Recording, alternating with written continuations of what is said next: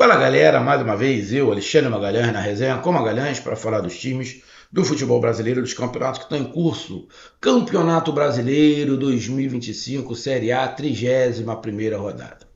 Lembrando que são 38 rodadas, ou seja, faltam 7 para o final, além de alguns jogos atrasados. Um jogo atrasado que eu não entendi nada, teremos um jogo Bahia Sport, dia 17 de dezembro, não entendi. Não sei se vai mudar isso. Da 37ª rodada.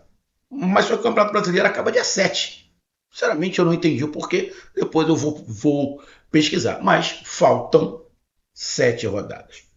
E nessa 37ª rodada tivemos mais um jogo Ceará e Fluminense.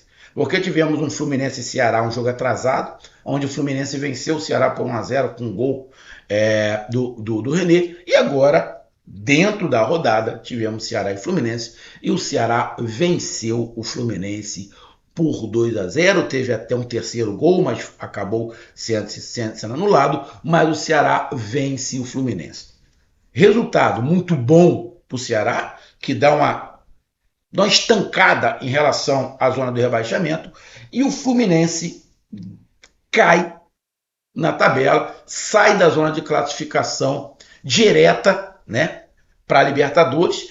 Eu acho que o Fluminense está ali na 7ª colocação, se eu não estiver enganado, a gente vai dar uma olhada na tabela já. Mas alguns resultados foram muito ruins para o Fluminense, já que alguns times que estão ali na disputa venceram e o Fluminense perdeu. Então, Ceará 2, Vozão 2, Fluminense 0. Então, peço a você, meu amigo torcedor do Vozão e meu amigo torcedor do Fluminense, eu peço que vocês curtam, compartilhem, inscreva-se no canal, dê o seu like, ative a notificação, coloque os comentários. Se você quiser ajudar o canal a crescer, você pode ajudar através do Pix, que é o número do nosso WhatsApp, você pode ajudar através do Superchat, quando estiver fazendo lives, e você pode ajudar através do clube de membro do canal Zé com Magalhães aqui embaixo de azul. E agora você pode ajudar através do Valeu, que é esse coração de cifrão que está do lado compartilhar. Mais uma coisa, não deixe de se inscrever no canal, porque mais da metade da galera que acompanha o canal não é inscrito, então dê essa moral pro canal, inscreva-se no canal. E não deixe de hypar os vídeos que você está assistindo. Hypar é uma maneira de você pontuar o vídeo. Depois que você curtir, vai abrir um aba escrito hypar, você vai lá e clica, que você vai estar ajudando o canal a crescer. Então vamos lá, cara. Vamos aqui de cara para a classificação, né, de como ficou. O Ceará, com essa vitória, está na 12ª colocação com 38 pontos. O Ceará foi beneficiado com a derrota do Bragantino para o Bahia. O Bragantino tinha 36 pontos. O Ceará 35, ou seja, o Bragantino estava na frente. E o Bragantino estava ganhando do Bahia, ou seja, estava continuando na frente. Com a virada do Bahia, o Bragantino estagnou. Essa vitória do Ceará faz o Ceará tomar a posição do Bragantino. E mais, o Grêmio perdeu para o Corinthians. O Grêmio está com 39 pontos, ou seja, o Ceará encosta no Grêmio ali na 11ª colocação e fica a diferença de um ponto. Mas o mais importante para o Ceará é em relação à zona de abaixamento. O Vitória perdeu, continua com 31 pontos. O Santos empatou, tem 33. Então, ainda teremos jogos aí, Atlético Mineiro e Internacional, que eles se enfrentam. O Atlético Mineiro, se ganhar, chega a 39 pontos, passa o Ceará. O Internacional, se ganhar, vai a 38 pontos, também corta o Ceará. Mas o mais importante não é esse time do Ceará. O mais importante é a zona de rebaixamento. E é o Vitória. O Vitória perdeu, está com 31 pontos. Ou seja, o Ceará abre 7 pontos de vantagem. Ou seja, faltando 7 rodadas, o Ceará já tem 2 de vantagem em relação ao Vitória. E aí ficam 5.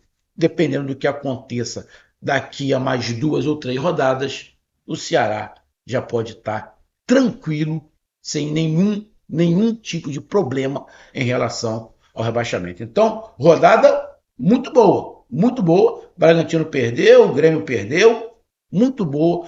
Vitória perdeu. Então, rodada muito boa. O Fortaleza empatou, muito boa para o Ceará. E o Fluminense? O Fluminense, nesse momento, o Fluminense é o 7º colocado com 47 pontos. Nesse momento, apesar da tabela não mostrar, mas o Fluminense está indo para a Libertadores. Por quê? Palmeiras e Flamengo estão na final da Libertadores. Nesse momento, ainda não começou o jogo do Palmeiras que eu estou gravando, o Flamengo é o líder e o Palmeiras é o segundo. Ao termo da rodada, se o Palmeiras ganhar, o Palmeiras vai ser o primeiro e o Flamengo o segundo. Mas os dois estão ali na cabeça. Ou seja, e como eles são os finalistas da Libertadores, virou G7. Então, nesse momento, apesar da derrota, o Fluminense está indo para pré-Libertadores com 47 pontos. O ponto é, o Vasco vai jogar. O Vasco não pega o Fluminense, mas se o Vasco ganhar, o Vasco encosta com 45 pontos.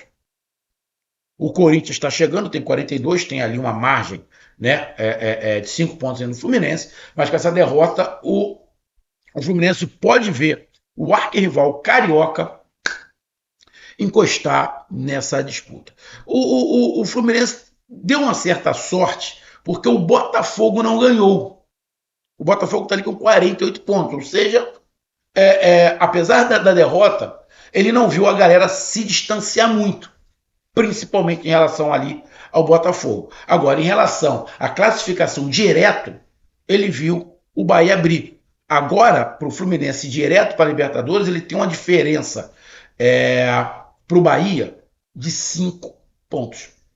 Então, o Fluminense tem que melhorar o seu desempenho. Agora, para melhorar o seu desempenho, tem que fazer gol, né? E o ataque do Fluminense é um ataque arame completamente liso. Na próxima rodada, rodada de número 32, o Fluminense, deixa eu pegar aqui, o Fluminense joga contra o Mirassol, o Fluminense jogando do jeito que está, não ganha do Mirassol. O Fluminense jogando do jeito que está, não ganha do Mirassol, mesmo sendo no Maracanã, tá? Já digo de cara, Fluminense e Mirassol no Maracanã na próxima rodada, o favorito é o Mirassol. O Fluminense vai ficar puta comigo, mas essa é a realidade. E o Ceará tem o clássico contra o Fortaleza. O Ceará pode meter o pé na cabeça do Fortaleza. Fortaleza está lá embaixo, na zona de abaixamento, uma situação muito complicada, melhorou muito seu futebol, mas está lá embaixo. Ou seja, o empate para o Ceará na próxima partida contra o Fortaleza também não é ruim, porque ele afunda mais o adversário. Lembrando, e aí o Ceará tem que dar uma olhada, que tem o jogo na quarta-feira, Vitória Internacional. Se o Vitória não ganhar, vai continuar com 31 pontos, ou se empatar, chega a 32. A margem vai continuar boa. E aí o empate para o Ceará não será ruim. E aí a gente vai aqui para a partida entre Ceará e Fluminense. Vamos ser bem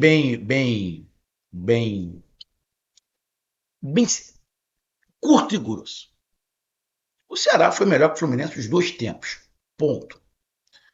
O Fluminense ficou com um jogador a menos, mais ou menos ali com 15 minutos do segundo tempo. Né? O Ignacio, o zagueiro, foi expulso, bem expulso. Tá? Bem expulso, o Pedro Raul recebeu um bolão, entrou na frente do Ignacio. O Pedro Raul, nitidamente, eu acho que dava, apesar da bola estar muito colada nele, dava para ele ter dado um toquinho para o lado, tirado o zagueiro e chutado. Mas vou concordar com quem estava comentando, o Pedro Raul, eu não sei se ele se atrapalha ou se ele diminui a passada, um zagueiro vir e atropelar ele. E foi isso que aconteceu, foi expulso, e aí o Ceará ficou com um jogador a mais. Mas o Ceará fez um gol no primeiro tempo, com o Galeano, uma bola de cabeça, uma jogada pela linha de fundo, uma bola jogada dentro da área, na verdade meio que chutada, né? E aí ele mete a cabeça e a bola entra, mas o Ceará era melhor. O Fluminense tem uma dificuldade muito grande de tabelar. Tinha um meio de campo, o Fluminense, com ali Martinelli, Hermes e o Lima. O Lima como o Lima que jogou no Ceará.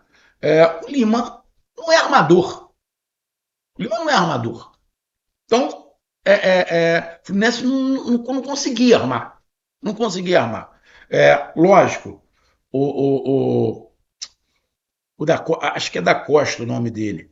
É, não estava, né? Fez muita falta porque ele arma muito bem o time.